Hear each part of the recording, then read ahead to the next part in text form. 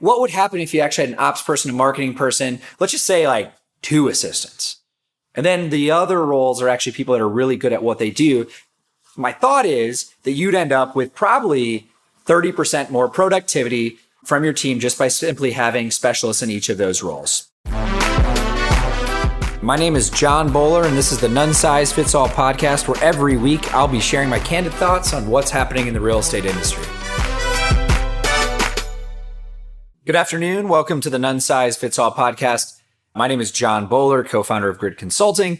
Today, we're going to be talking about leadership. What's the role of the leader, and why is it important that the leader defines the North Star for their team? What is the role of the leader? What is your job description as a leader?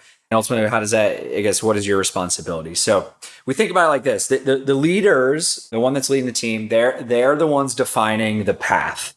They're the ones creating the vision. They're the ones that are holding people accountable to executing against the original plan, the original idea. So how do you do that? We think about what are the characteristics of a great leader? How do they differentiate themselves from others? When you think about coaches or top athletes or executives and CEOs, what makes Bezos Bezos? What made Steve Jobs Steve Jobs? And the thing that I think about with those two in particular, you start thinking about they just had this constant vision. Bezos famously talks about day one. Every day is day one.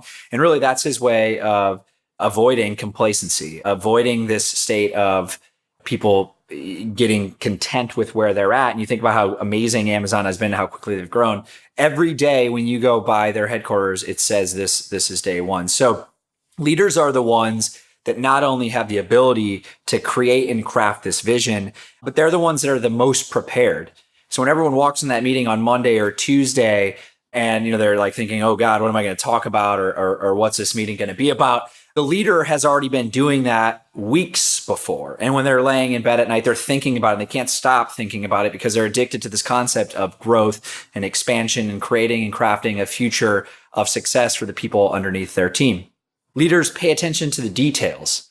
So leaders aren't saying things like, I don't like data. I don't like workflows. I don't like systems. This isn't what I'm really strong at. They're looking at it and saying, in order to continue to grow, to get better, if I'm going to continue to expand and grow my business, I need to be paying attention to every finite detail, because it's not about one big change.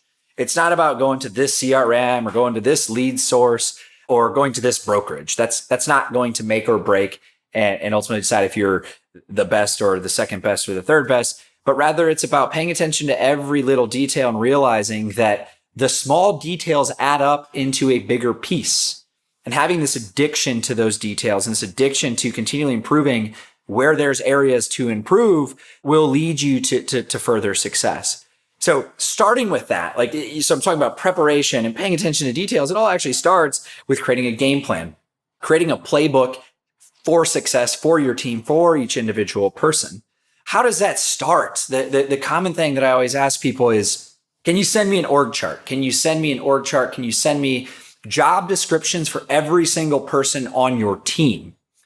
And I ask you, if you're listening to this, ask yourself, what is your job title? What is your role? And what is your responsibility? Say that the thing that I continually see, the most common thing that I'm seeing right now is the team leader or the broker has a lot of roles. They're the CEO, the CMO, the CTO, the COO, and the CFO. So they're literally making every single decision for the entire company and its success. And the reality is that's just not scalable. I get it. I've been in situations where I said to myself, I want to control this. I want to be in control of these things because I think, frankly, I can do it better. But that is the wrong way to build a large, scalable business. So ask yourself, are you in that situation? And then more importantly, when you're in that role, and ask, what does your support team look like? What's allowing you to scale yourself? What's allowing your team to scale? And ultimately have subject matter experts in each of these different positions, specifically marketing and finance and operations. How do you do that effectively? And are you falling into that bucket where you tell me, I have an admin? I heard one of the people from $1 Million Listings last week say they have 6 assistants. So 60 agents, 6 assistants, and themselves. They're crushing it. They're doing fantastic. Big brand, awesome. Congratulations. But like, what would happen if you actually had an ops person, a marketing person, let's just say like 2 assistants. And then the other roles are actually people that are really good at what they do. My thought is that you'd end up with probably 30% more productivity from your team just by simply having specialists in each of those roles. So first off, do you have an org chart? Are you thinking about it like what is scalable? And then when you're bringing somebody on, you're hiring somebody new, are you clearly outlining what their job is? Do you have job descriptions for each role? Because that's the first step in having somebody that's going to work really positively and do great things for you, is just making it clear to them of what they need to do and how to be successful. A big part of leadership is the data. Are you tracking it and are you analyzing it? One of the things I've previously done with teams is you set up these meetings and you go over the data and you make sure that everyone is engaged with the data every single week. And maybe in real estate, it's every other week.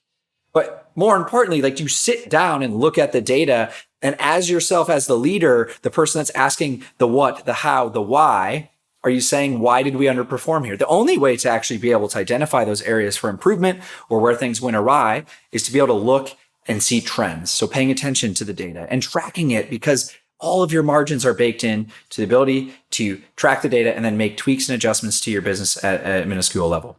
There's a company here in Seattle, probably heard of Amazon. Bezos, one of the greatest leaders of our time, he speaks about every day is day one. When I think of Amazon, I think of this constant pursuit of excellence. Every day is day one because they don't want to be complacent. They don't want to be content. They're focused on how do we continue to grow and expand and take big risks and swing for the fences. So this mindset of pursuing excellence, it's not about being number one.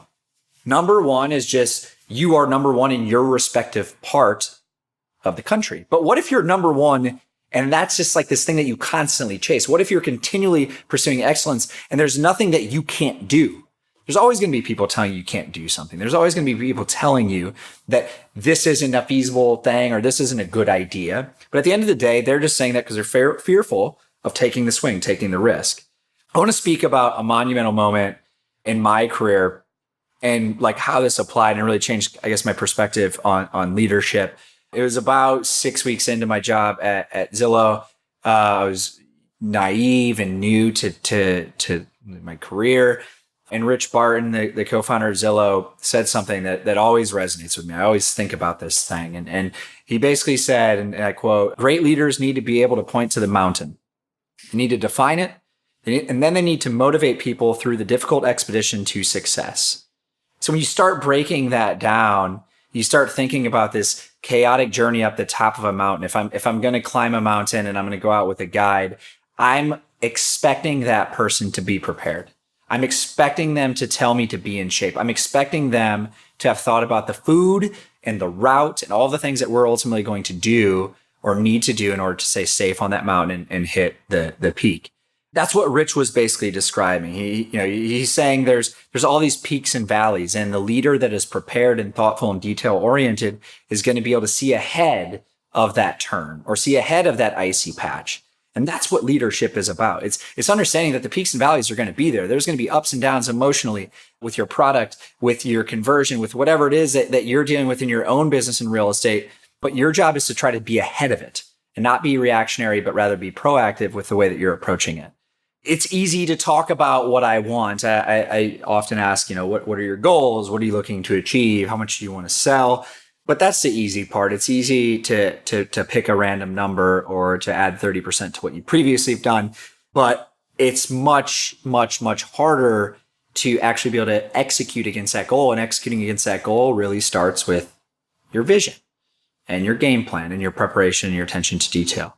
So I challenge everyone, think about you as a leader, think about what your role is, think about the things that can enhance your team, the scalability of it, the efficiency, and your communication so that your team is on that journey and they feel safe and that they feel like they're on the right path for success. Thank you for your time. Hope you have a great week.